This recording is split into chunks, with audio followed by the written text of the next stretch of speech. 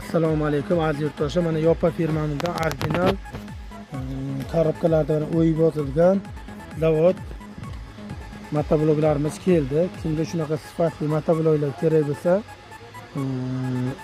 pastdagi raqamlarga aloqaga chiqasizlar. Mana bu 760 motoblogimiz komplektida 4 qatorli frezer pichog'i chiqadi, 2 qator. Bundan keyingisi ham 760 motoblogimiz komplektida 7 qator 4 qatorli frezer pichog'i, 5 qatorli kobra pichog'i, keyin o'zini original ochari chiqadi, universal. Bundan keyingi motoblogimiz mana 5-6 kuchli bo'ladi. Buni komplektida 4 qatorli frezer pichog'i, 5 qatorli kobra pichog'i chiqadi.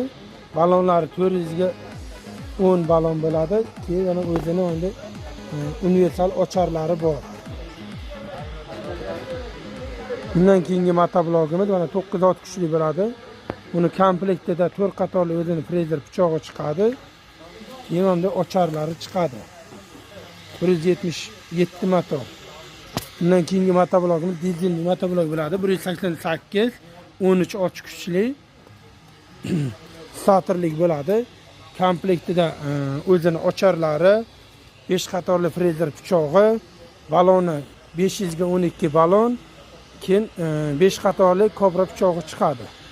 Faralik bo'ladi. Uni kimga shunaqa motoblog bo'lsa, kerak bo'lsa, qilasa. Bundan keyingi motoblogimiz bu ham 9 kuchli motoblogimiz bo'ladi. 177 kapotli varianti statorlik bo'ladi. Buni komplektida o'zini ocharda chiqadi.